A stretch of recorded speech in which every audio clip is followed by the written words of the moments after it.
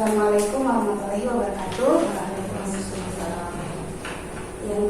Yang terhormat Bapak Ibu dan Ibu yang hormati. Perkenalkan, nama saya Hasna Sulaiman. Saya guru honor, guru bahasa Inggris di SD 12 Pokat. Langsung saja pada presentasinya, yaitu implementasi pembelajaran berdiferensiasi menggunakan 4C: communication, collaboration, creativity, and critical thinking, sehingga tercipta pembelajaran yang asik, seru, dan menyenangkan pada mata pelajaran bahasa Inggris di SD 12 Pokat.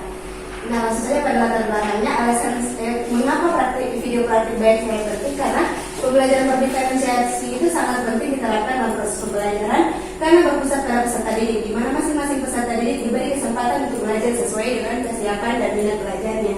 Untuk tantangan sendiri, yang pertama, kurangnya minat belajar bahasa Inggris; yang kedua, pembelajaran yang kurang menarik; yang ketiga, zaman yang semakin hari semakin canggih, dan penerapan pembelajaran berdiferensiasi. Itu untuk tantangan saya.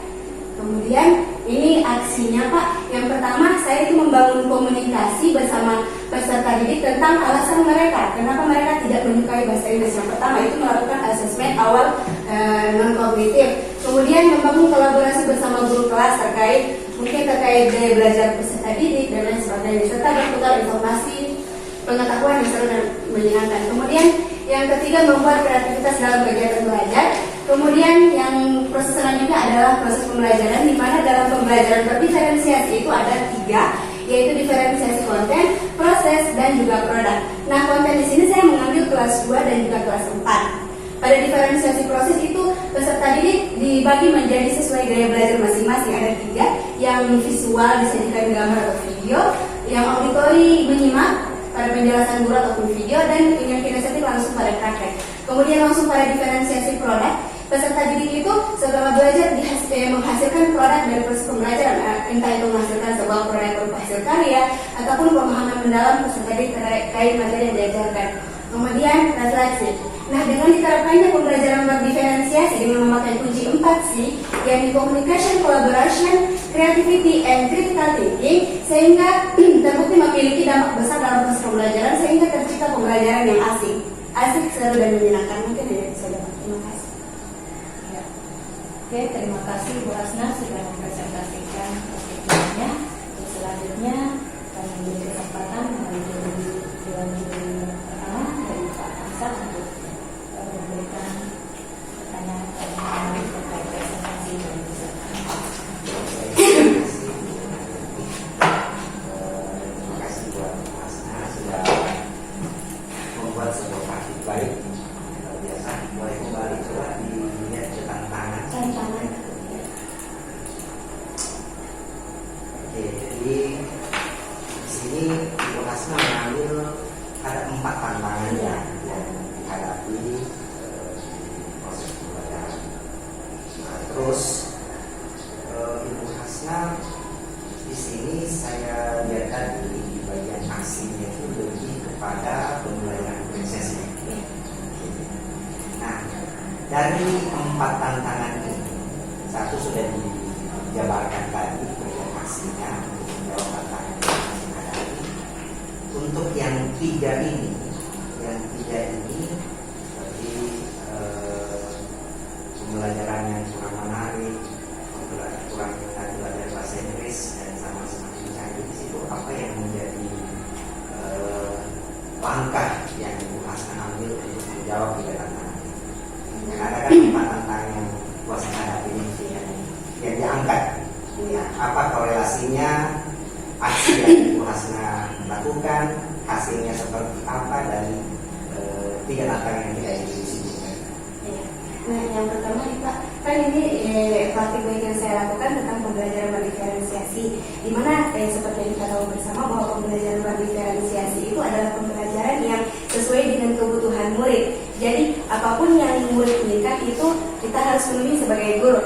Nah, saya rasa di tantangan ini sudah melihat semuanya. Yang pertama, ini kurangnya minat belajar bahasa Inggris. Pada saat awal saya mengajar itu asesmen diagnostik non-kognitif, itu saya melakukan komunikasi dengan peserta didik. Ternyata saya menemukan bahwa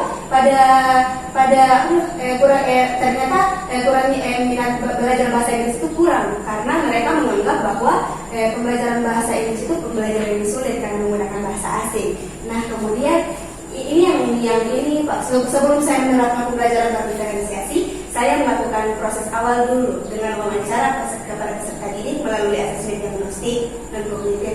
Nah setelah itu saya melakukan kolaborasi bersama guru. Kira-kira apa sih? Kenapa sih peserta didik itu tidak mau belajar? Ternyata saya dapatkan bahwa adanya pembelajaran yang kurang menarik yang hanya menonton pada ceramah saja. Kemudian zaman yang semakin hari semakin canggih juga berpengaruh dalam proses pembelajaran karena peserta didik itu hanya lebih tertarik menggunakan teknologi seperti bermain game online ataupun menggunakan sosial media daripada belajar. Nah makanya itu saya menerapkan pembelajaran berdiferensiasi agar peserta didik itu belajar sesuai tingkat kebutuhannya, sesuai apa yang mereka inginkan. Saya tertangkap. Terus di bagian pembelajaran diferensiasi, ibu ya. Di bagian pembelajaran diferensiasi, berapa persen ibu keberhasilannya di situ mengambil langkah pertimbangan minat dan gaya? Apakah tidak ada pertimbangan lain? Tapi sebelumnya boleh seberapa persen keberhasilan ibu menjawab tantangan ini? Kalau boleh pede 100% Pak. Kalau boleh pede. Apakah tidak ada pertimbangan lain selain minat dan gaya? Mungkin ini metode yang saya pakai dan media. Iya. Jadi saya itu pada video kemarin itu yang pada praktik baik saya menggunakan media aplikasi Word. Sehingga peserta didik itu peserta didik itu minat belajar bahasa Inggris menjadi semakin tinggi. Diselingi dengan game juga Pak. Apakah ibu tidak mempertimbangkan tingkat kemampuan awal siswa? Sudah dipertimbangkan sejak awal pada saat asesmen diagnostik non kognitif berkolaborasi juga dengan peserta didik. Jadi saya sudah mengetahui ketika saya berkolaborasi dengan guru-guru baik kelas 1 sampai kelas 6 saya bisa mengetahui di mana peserta didik yang masih awal, yang sedang dan juga yang sudah tinggi pemahamannya. Bagaimana pengelompokannya di kelas? Dengan melihat tingkat kemampuan peserta didik. Iya. Nah, pengelompokannya itu kan saya bagi 3 karena pembelajaran berdiferensiasi juga 3 dibagi menjadi 3 Pak. Ada diferensiasi ada yang peserta didik yang memiliki gaya belajar kinestetik, ada yang auditori dan ada yang visual. Yang itu pembelajaran berdiferensiasi. Jadi kalau auditori, kinestetik itu kan berdasarkan minat dan gaya. Iya. Maksud saya ini adalah tingkat kemampuan awalnya siswa ini. Bagaimana pengelompokannya? Kalau ibu tadi menjelaskan kan mengelompokkan minat dan gaya sesuai dengan gayanya. Iya. Nah, bagaimana kalau berdasarkan tingkat kemampuannya? Tingkat kemampuannya. Itu saya melakukan asesmen kognitif sesuai pengetahuan. Jadi saya bagi dulu lembar LKPD sesuai lembar LKPD bahasa Inggris, kemudian saya bagi. Nah di situ saya bisa menemukan peserta didik mana yang memiliki proses pembelajaran yang masih kurang, yang harus dibagi-bagi melalui itu asesmen diagnostik kognitif. Tindakan di kelas yang berbeda kemampuannya. Yang berbeda kemampuan, yang kinestetik Pak. Nah, kemampuan bukan masalah daya belajarnya. Ada yang lemah, ada yang sedang, ada yang cepat kan begitu ya. Iya. Berkemampuan itu ada anak yang cepat sekali, Iya. ada yang sedang, ada yang bahkan lambat. Iya. Nah, prosesnya itu kan ibu tadi menyampaikan bahwa selain daya belajar, tadi juga ibu laksanakan juga mendiagnosa tentang kemampuannya kan. Nah, apa yang ibu lakukan di kelas dengan melihat anak-anak yang berbeda-beda dari kemampuan, bukan gayanya ya? Iya, itu kemampuan. Nah, Mungkin ini kan kemampuan bahasa Inggris Pak. Kalau saya lihat di rata-rata di kelas SD itu masih banyak bahkan mereka belum tahu bahasa Inggris. Setelah saya menerapkan pembelajaran bahasa Inggris, sedangkan kelas tinggi itu saja Pak untuk menghitung dari angka 20 sampai 100 mereka belum tahu, baru 1 sampai 10. Nah kemudian untuk peserta didik yang lemah pengetahuannya biasanya saya selalu mendampingi terus untuk peserta didik yang lemah. Nah untuk yang cepat itu biasanya saya mendampingi tapi membiarkan mereka belajar dengan sendiri. Cuma yang khusus yang didampingi itu yang lemah. silakan. Terima kasih Pak. Oke, terima kasih Ibu Hasnah. Guru bahasa Inggris di SDN 12.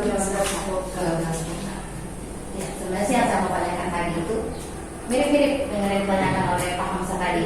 Nah, Ibu kan tadi mengelompokkan berdasarkan asesmen diagnostik.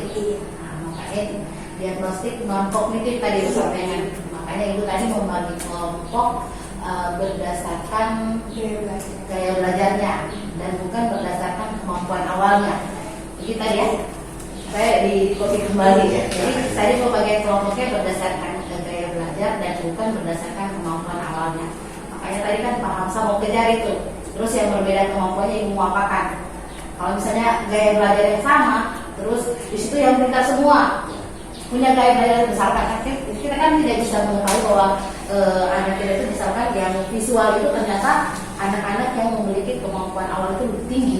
Nah, kemudian yang di kelompok lain itu ternyata kemampuannya juga rendah gitu. Itu yang kita maksud tadi. Terus bagaimana Ibu mau kondisikan seperti itu? Nanti kan pembelajarannya tidak akan berjalan sesuai dengan apa kalau yang pintarnya terkumpul semua kan. Nah, itu tadi yang saya paham. Nah, yang saya ingin tanyakan sama Ibu, ada dua sih pertanyaan saya di sini. Bagaimana Ibu memantau perkembangan belajar siswa? Kalau misalnya terjadi yang saya katakan tadi, artinya maksudnya tiba-tiba saja Ibu kelompokkan yang tadi hanya berdasarkan gaya belajar, kemudian terjadi kasus misalnya di situ pintar semua, terus di sini yang misalnya kemampuan di bawah semua.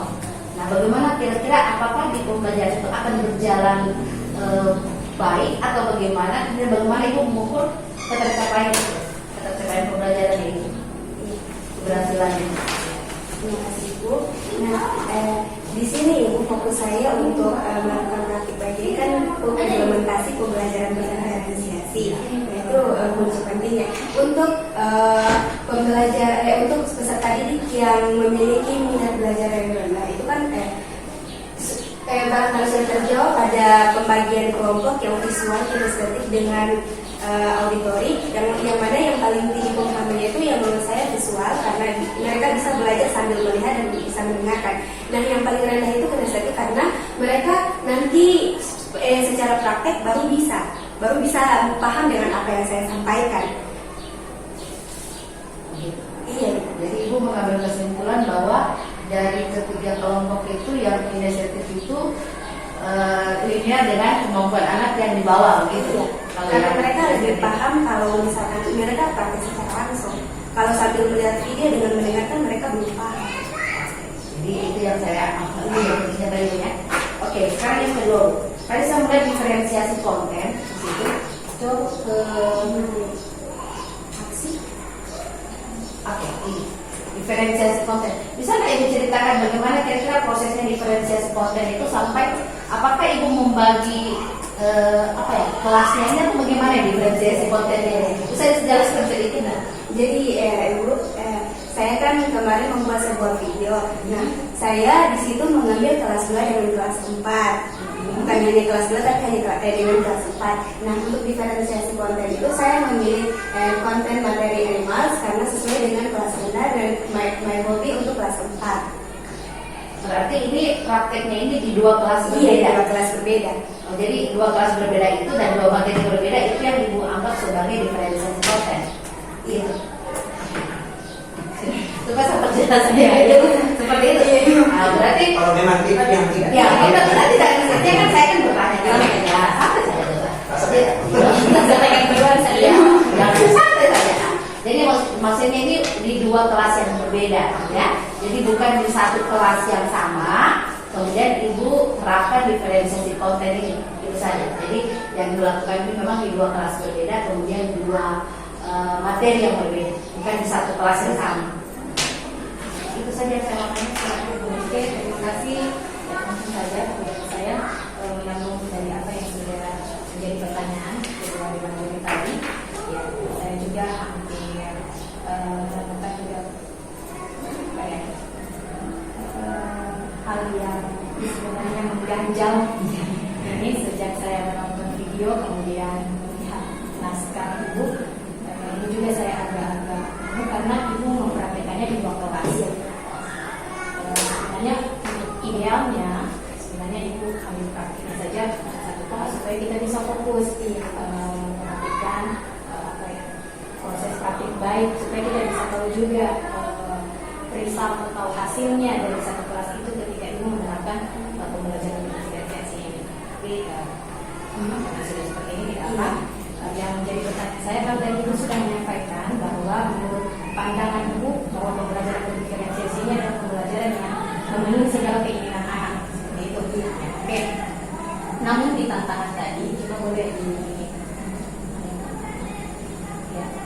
ini juga saya agak ini ya, karena di tantangan yang pertama ibu menemukan kurangnya dengan belajar bahasa Inggris karena anak-anak merasa belajar bahasa Inggris ini sulit. Ya, ini berarti tercermin bahwa kemampuan anak-anak itu berbeda ya dalam menangkap atau memahami pelajaran bahasa Inggris. Kemudian ibu sudah sampaikan tadi bahwa ibu sudah melakukan asesmen awal yaitu asesmen kognitif untuk memetakan kemampuan anak yang sedang, yang rendah sampai dengan yang tinggi. Apa ya?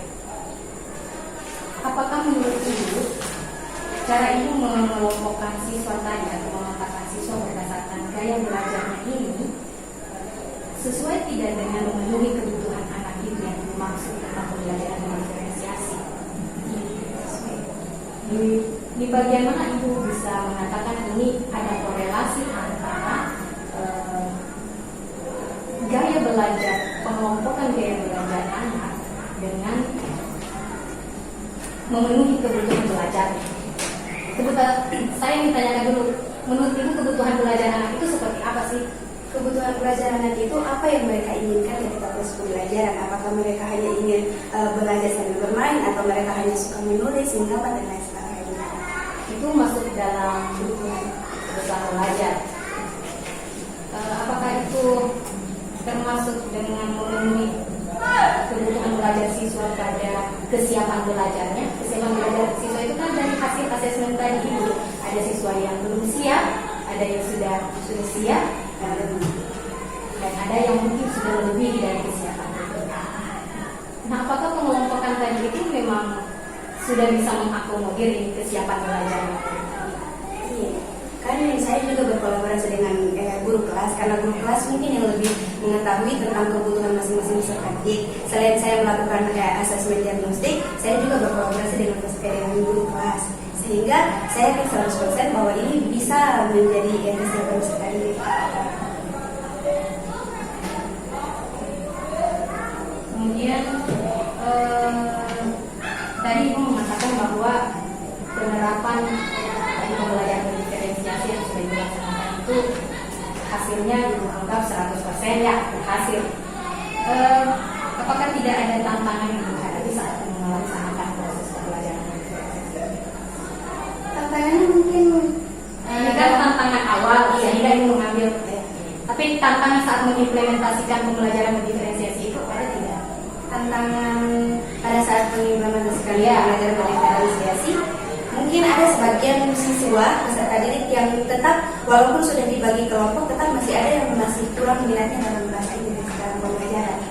Tetap ada di 1-2 orang itu tetap ada yang kurang. Kira-kira apa yang mempengaruhi mereka sampai kurang berminat? Padahal itu sudah menerapkan pembelajaran tadi sudah dijelaskan panjang lebar di aksi, sudah menerapkan pembelajaran yang menarik, menggunakan media pembelajaran yang interaktif. Lalu kenapa masih ada yang sementara yang mengatakan ini berhasil 100%? Iya, itu lagi Bu. Pada saat selesai pembelajaran, kan saya memperhatikan siswa yang tidak semangat dalam belajar. Kemudian saya pergi ke sana untuk wawancara, untuk komunikasi saja dengan peserta didik. Kemudian saya tanya, kenapa kamu tidak suka, tidak semangat pada saat ibu menjelaskan? Katanya ibu, ternyata dia tidak suka dengan teman kelompoknya, tapi sukanya dengan teman sebangkunya. Iya, sahabatnya katanya. Oke, berarti itu apakah sudah memenuhi keinginannya? Sementara tadi ibu sampaikan pembelajaran ini akan mengakomodir segala kebutuhan dan keinginan peserta didik. Bagaimana menurut ibu? Iya juga sih Bu. Ya, oke. Ya mungkin itu cukup dari saya. Terima kasih Ibu Hasna, videonya bagus, kemudian literasi digitalnya juga menarik dan menggunakan pembelajaran di basis games juga. Ya, oke, lebih dari terima kasih. Masih ada tambahan? Ya, silakan. Ya. Dari Pak sekarang ada maklumat. Iya, jadi khasnya saya cuma Iya. Banyak juga tidak apa-apa. Beda kayak gitu. jadi sebenarnya kalau juga ada, jadi bukan dalam hal jawab ya. Pengalaman saya pas apa itu sudah buat, tapi baiknya kita apresiasi. Ya. Kita semua mengapresiasi apa yang sudah dibuat. Mungkin hal yang ingin kami kuatkan saja adalah di bagian penerapannya saja nanti untuk ke depan pada proses pembelajaran diferensiasi. Jadi efektifnya itu suatu pembelajaran sebetulnya itu adalah bagaimana melihat tingkat kesiapan peserta didik dan yang sampai melakukan tadi. Tingkat kesiapan itu berpengaruh kemana? Berpengaruh kepada kemampuan awal mereka. Ya, kemampuan awalnya misalnya ibu mengajarkan mata bahasa Inggris, ada yang cepat menangkap, ada yang lemah, ada yang sedang, dan itu sebetulnya harus ibu melihat itu, harus bisa melihat itu. Bagaimana mengelompokkan nanti kalau ibu mengelompokkan, ya, yang seperti yang disampaikan oleh Ibu Caroline, ternyata dalam satu kelompok itu terkumpul semua yang pintar.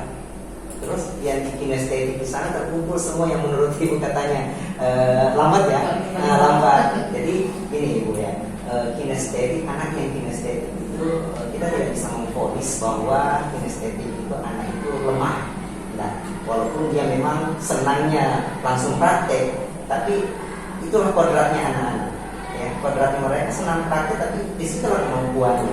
Jadi kita tidak bisa memvonis bahwa anak itu dengan gaya kinestetiknya, oh kita kategorikan lemah. Tidak bisa seperti itu ya. Makanya lebih idealnya sebetulnya adalah diferensiasi itu berdasarkan tingkat kemampuan awal. Itu lebih ideal sebenarnya. Oke, itu saja dari saya. Mungkin dari bukan rasa sedikit. Iya, tambahan sedikit ya. Itu tadi sebenarnya saya mempertanyakan ibu tadi itu terkait dengan konsep pemahaman ibu seperti apa sebenarnya tentang pembelajaran diferensiasi. Makanya tadi saya sepakat dengan yang apa yang disampaikan oleh Pak Hamsa. Jadi kita jangan memvonis bahwa anak yang kinestetik itu dia kemampuannya lebih di bawah gitu. Ya, karena sebenarnya itu kan cuma hanya gaya belajarnya saja.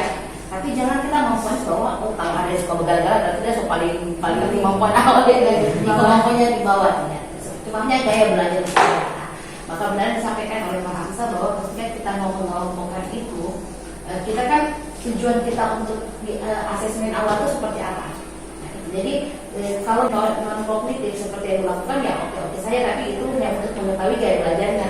Tapi yang penting itu adalah kesiapannya, termasuk kemampuan awalnya. Nah itu pun kalau misalnya kita tes kemampuan awalnya, itu sebenarnya cukup kita petakan ke diri kita ya bahwa oh ternyata selesai di sini, ini kemampuannya begini. Tapi ketika pengelompokan jangan juga dikelompokkan berdasarkan itu, tinggi, rendah, sedang tidak. Bawalah mereka agar supaya pembelajaran itu bisa lebih lebih aktif. Kalau seperti yang tadi lebih yang bodoh-bodoh sudah ya dikumpul satu kali ada itu juga tidak akan berjalan dengan baik. Kemudian diferensiasi konten itu diferensiasi konten itu kan kalau ibu tadi pemahamannya ibu mungkin ya itu di 2 kelas berbeda, kemudian 2 materi berbeda. Sebenarnya diferensiasi itu ya di 1 kelas itu Bu, jadi bagaimana ya? Kan ada 3 ibu bilang tadi kan, ada produk, mungkin itu produk itu keanekaragaman produk yang dihasilkannya dari siswa, kemudian proses, kemudian yang saya pertanyakan tadi konten ya, konten diferensiasi konten. Iya, tapi misalnya begini Bu. Jadi diferensiasi konten itu berarti kita memberikan terkait dengan isi materi, konten materi, ya, konten materi. Bukan berarti berbeda, jenjangnya berbeda materinya tidak. Di materi yang sama, tapi kita memberikan tingkat kemampuan. Iya, gitu. Jadi konten materi yang kita berikan kepada saya itu berbeda tapi materinya sama. Iya, tingkat kesulitannya mungkin berbeda di situ. Tapi sama kalau animal ya animal. Tapi mungkin bagaimana kita memberikan anak yang sudah pandai begitu kan? Istilahnya anak sudah kemampuannya lebih, itu mungkin materinya tidak terlalu dibandingkan dengan anak yang masih masih lebih di bawah kemampuannya. Itu diferensiasi kontennya di situ. Jadi tidak sama, oh kita harus belajar materi ini, cuma ini kok semua sama, tidak. Biasanya kemampuan kebidanan itu kita berikan tambahan materi, ya, toh, supaya dia bisa menyamai lah yang seperti itu Bu, yang diferensiasi konten. Teman-teman ya, oke, kalau saya tidak mengenai dan mungkin sudah cover semua jadi kalau dari saya hanya di bagian ini tadi saya menyampaikan bahwa hasil dari pembelajaran ini 100% ya. Bagaimanapun proses pembelajaran yang kita rencanakan, yang kita rancang semenarik mungkin dan sekreatif mungkin itu tetap pasti akan ada tantangan ataupun hambatan-hambatannya di dalam prosesnya itu. Seperti yang Ibu sampaikan tadi, Ibu mengakui bahwa ada anak-anaknya masih 1-2 orang lain yang kurang tertarik walaupun Ibu sudah menerapkan berbagai macam cara. Ya, itulah proses pembelajaran itu, tidak ada yang sempurna seperti itu ya, minimal apalagi kalau baru diterapkan, baru pertama kali diterapkan, tentu pasti akan ada banyak tantangan ataupun hal-hal yang belum sesuai dengan apa yang kita rencanakan. Itu oke, untuk Ibu Hasna tetap semangat berkarya, karyanya luar biasa, ya akan sangat luar biasa. Oke, terima kasih Bu Hasna. Demikian kami tutup forum presentasi dari Ibu Hasna. Assalamualaikum warahmatullahi wabarakatuh. Oke.